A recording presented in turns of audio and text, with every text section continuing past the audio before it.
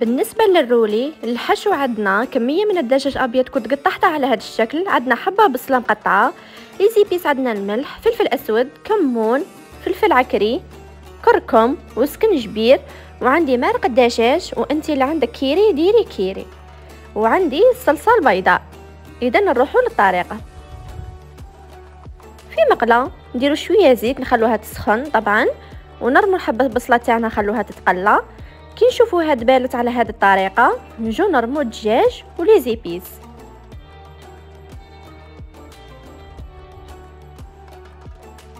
نخلوهم يتقلوا لنا مليح وياخذوا ديك التحميره، ونجو نديروا عليهم الصلصه.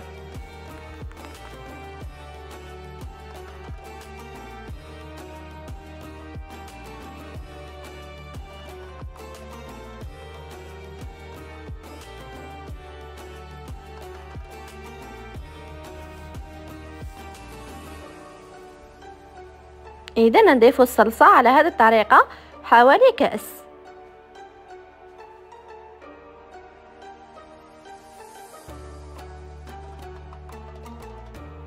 نخلو الصلصة تاعنا تعقد وطيب لنا، ونجو نضيفو عليها شوية مععنوس.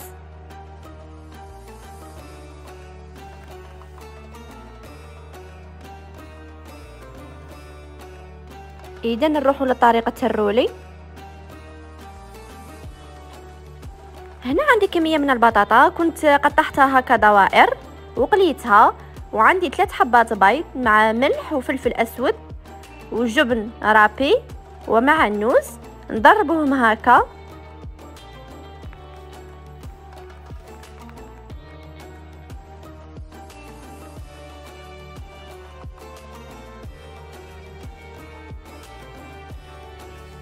إذا أول شي نستفوا البطاطا تاعنا في البلا، تكوني دايره بابي كويسون باش ما يلصقلكش البيض في الصينيه تاعك،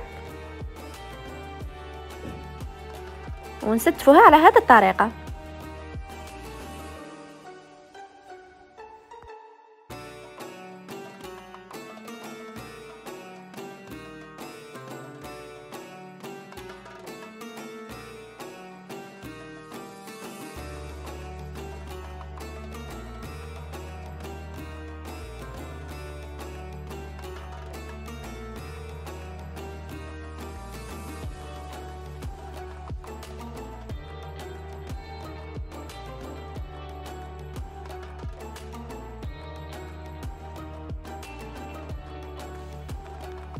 إذا ونديرو على البطاطا البيض اللي وجدناه وندخلوها للفرن لمدة 10 دقائق.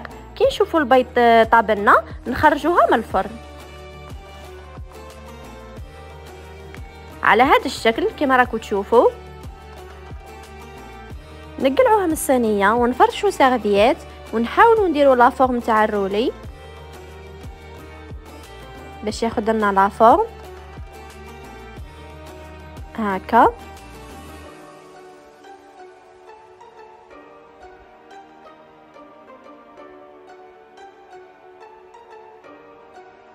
نقلعوه من البابي كويسون.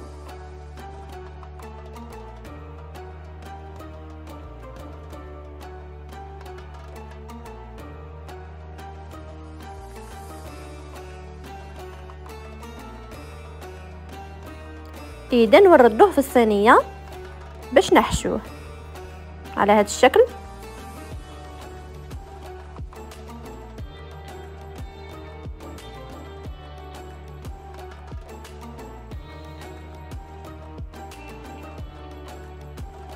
إذا اول شي نحشوه بالجبن.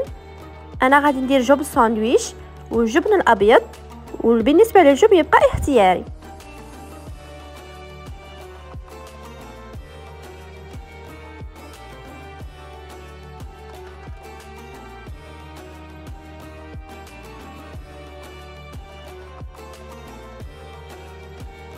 اذا ونضيفوا لحشو الدجاج بالصلصه اللي وجدناه، ونحاولوا ما نديروش كاع الكميه، نخلو شويه باش نديروا به التزيين. خليكم تشوفوا الطريقه.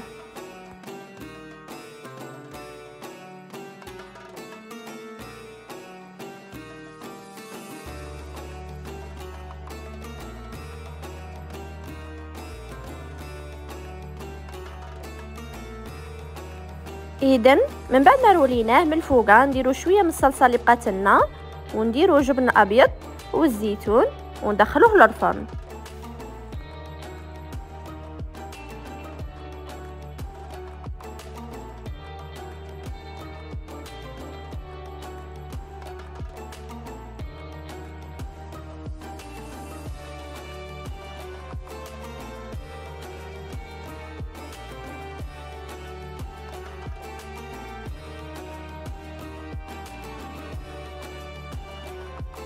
هذه الصلصه اللي بقات لنا نخلوها على جهه باش نديرو بها التزيين.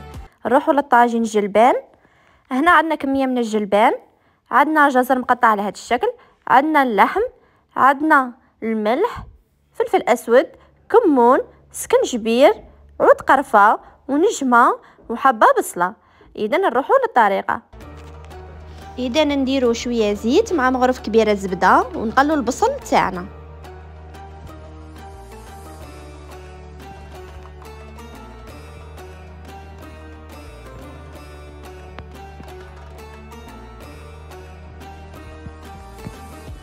نضيفوا اللحم والجزر ولي زيبيس، نخلوهم يتقلوا مليح ونجو نمرقوا بالماء.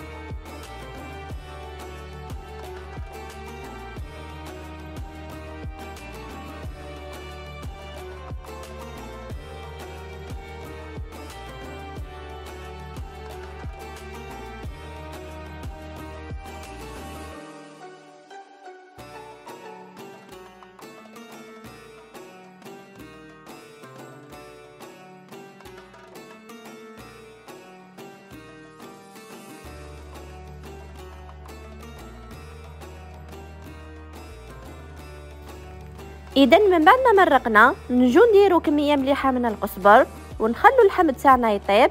كي يدخل له الطياب نجو نرمو الجلبانه.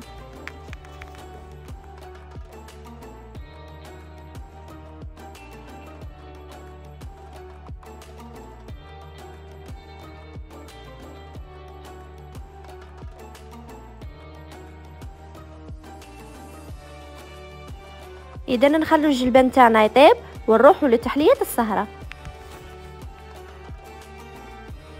عندنا كاس زيت وكاس حليب وكاس سكر وكيس فلان كراميل، نميكسوهم مليح.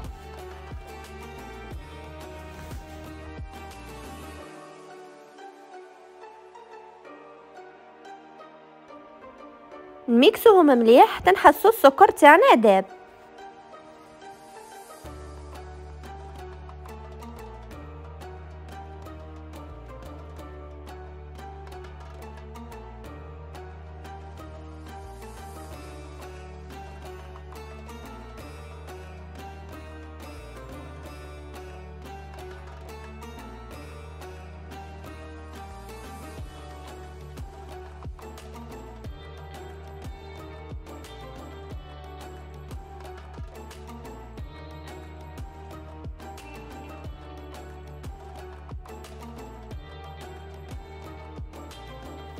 اذا من بعد ما ميكسينا مليح نوخرو قد كاس الا ربع، نخلوه على جيه ونضيفو على الخليط تاعنا 2 بيض نضربوهم مليح ونضيفو كاس فرينه مع كيس خميره الحلويات، خميره كيميائيه.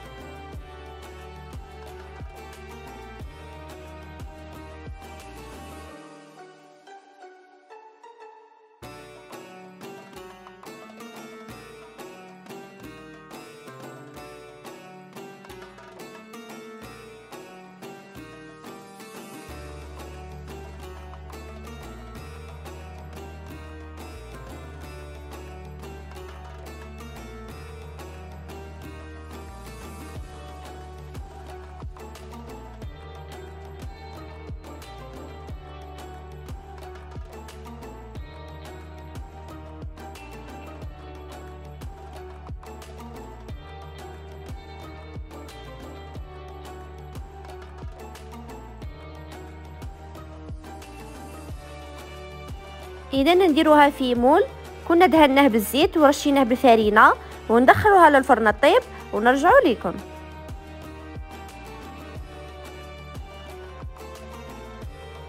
كما راكم تشوفوا من بعد ما تحمرت لي وطابت لي نجي نشربها بالشربات.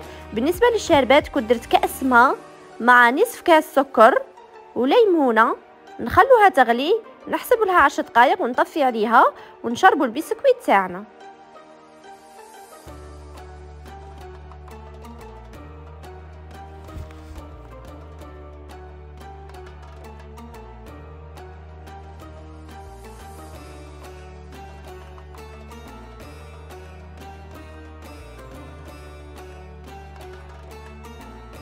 من بعد ما شربنا البسكوي مليح نجو نديرو عليه الخليط اللي خليناه على جيه.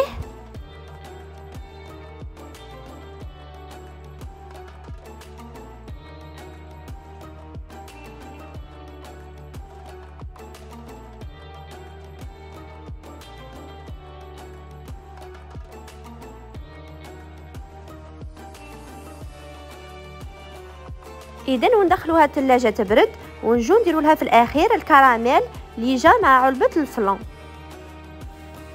وهي تحليه السهره. شوفوا هذاك البسكوي كيفاه جا مشرب، جات تحليه ولا اروع. ان شاء الله تجربوها وتجربوا كامل الوصفات وتشاركوني ارائكم، ونتلاقوا في فيديو جديد ان شاء الله. سلام.